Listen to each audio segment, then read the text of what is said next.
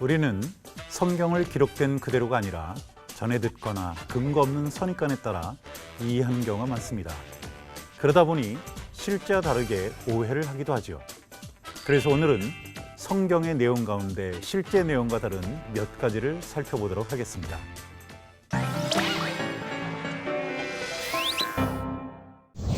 뱀이 이브를 유혹할 때 사용한 과일의 열매를 일반인들은 사과라고 생각하기도 합니다. 덕분에 이브의 타락을 상징하는 그림마다 사과가 빠짐없이 등장하죠.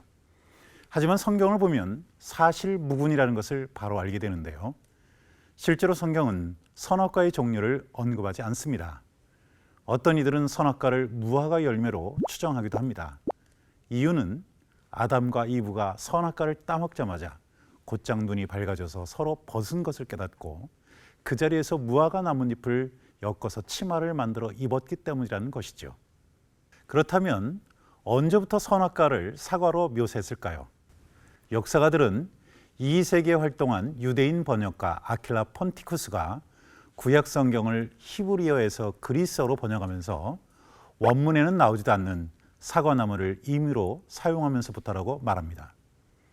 그리스 신화에서 사과는 욕망과 파멸의 상징으로 여겨지기 때문에 폰티쿠스가 사과라고 의역했을 가능성이 높다는 것이지요. 성경 해석에 관한 오해는 그뿐만이 아닙니다. 엘리사가 예언자로 활동했을 때 이스라엘을 공격한 아람 왕 베나닷이 사마리아 성을 포위했습니다. 그러자 얼마 지나지 않아 성 안의 식량은 바닥나고 가격이 폭등했는데요. 나귀 머리는 하나의 은으로 80세겔, 비둘기 똥 4분의 1 값은 은 5세겔에 거래되었다고 성경은 전합니다. 문자 그대로 해석하게 되면 당시 이스라엘 사람들은 비둘기 똥을 식량으로 쓰려고 비싼 값을 치른 셈이 되는데요. 그 당시 한 세겔은 한 사람이 사흘 동안 벌 수 있는 품삯이었으니 비둘기 똥 4분의 1의 값을 사기 위해서는 20일을 일해야 했겠지요.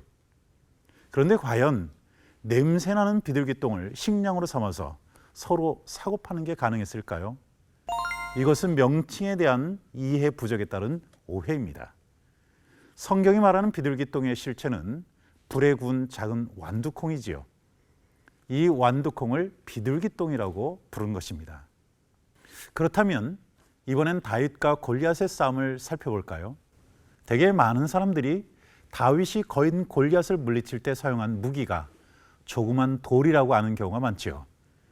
그러나 성경은 골리앗이 다윗이 물매로 던진 돌 때문에 목숨을 잃었다고 말하지 않는데요.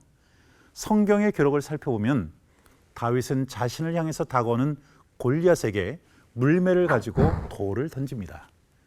그리고 날아온 돌에 이마를 맞은 골리앗이 의식을 잃고 쓰러지자 곧장 달려가서 골리앗의 검으로 그를 죽인 것인데요. 따라서 골리앗을 죽인 것은 다윗이 던진 돌이 아니라 골리앗의 검이었던 것입니다. 요나의 일화에도 결정적인 오해가 존재합니다. 하나님의 지시를 따르지 않았던 요나를 주제로 한 어린이용 그림책을 보면 요나를 삼킨 물고기를 어느 그림에서는 고래로, 또 어떤 그림에서는 커다란 물고기로 묘사해서 일관성을 찾을 수가 없습니다. 성인들의 경우에도 요나를 한 입에 삼킨 게 고래인지 물고기인지 혼동하는 경우가 가끔 있는데요. 성경 어느 곳에서도 요나를 삼킨 게 고래라는 말은 나오지 않습니다. 그저 큰 물고기라고 말하고 있을 뿐이지요.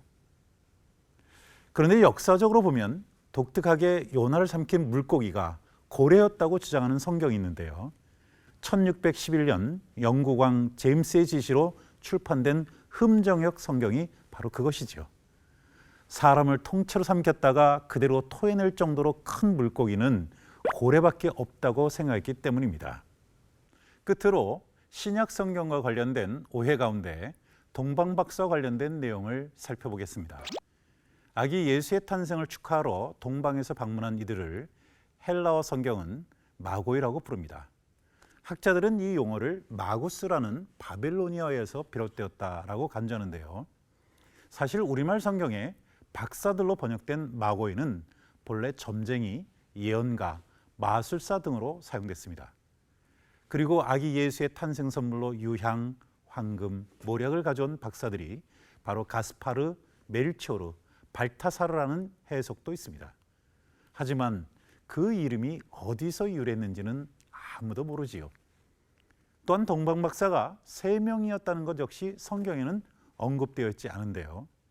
다만 예물이 3가지라서 3명으로 추정할 뿐입니다.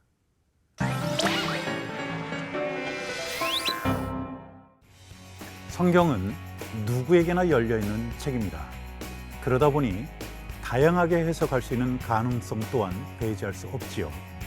하지만 성경을 해석할 때 우리는 다음의 원리를 반드시 기억해야 합니다. 언제나 성경은 성경의 내용만으로만 해석해야 한다는 겁니다. 성경과 관계없는 자의적 해석을 경계하는 말이지요. 요즘처럼 교회들이 혼란스러운 것도 성경을 제 눈에 물대듯이 하기 때문이라면 우리는 오해와 편견을 벗어나기 위해 직접 성경을 펴서 읽는 수고가 필요합니다.